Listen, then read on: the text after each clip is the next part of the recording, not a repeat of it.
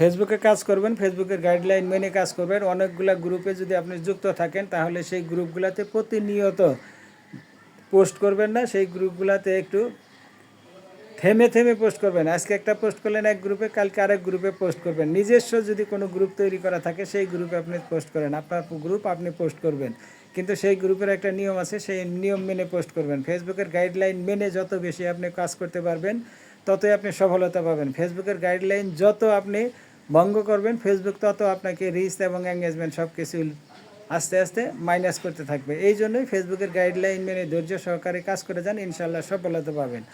আমি মনে করি ফেসবুকের গাইডলাইন মেনে যারা কাজ করেছে তাদের ফলোয়ার কোনো বিষয় নয়। 10,000, 15,000, 20,000 ফলোয়ার লাগবে কন্টেন্ট মনিটাইজেশনের জন্য, ইম্পসিবল।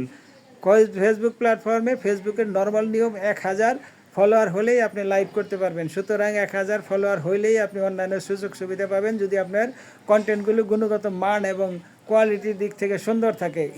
ইউনিক জাতীয় ভিডিও তৈরি করে আপনি দিবেন, আপনার আইডিটি সুন্দর করে সাজাবেন, লেখা দিবেন, ছবি পোস্ট করবেন, ছোট ভিডিও দিবেন, রিলস ভিডিও দিবেন, লং ভিডিও দিবেন।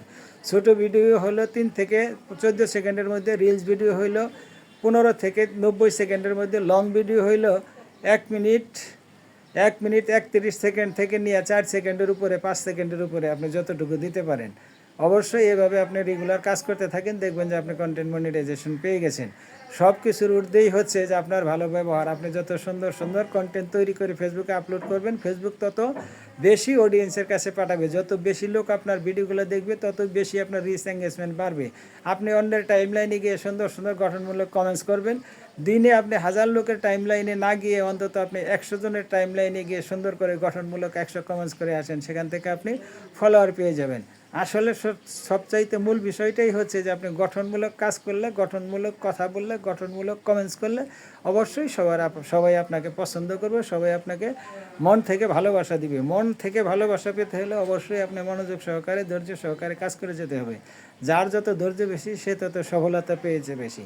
সেই ধৈর্যের সাথে অবশ্যই সুন্দর কোয়ালিটি সম্পন্ন কাজ করে যেতে হবে, পোস্ট করতে হবে ফেসবুক প্ল্যাটফর্মে। আপনি ফেসবুকে অবশ্যই সর্বোচ্চ যদি পোস্ট করেন, সর্বোচ্চ 60টার উপরে পোস্ট করবেন না। 2টা লেখা দিবেন, 2টা ছবি দিবেন, এই হলো 4টা, আর 3টা রিলস ভিডিও দিবেন।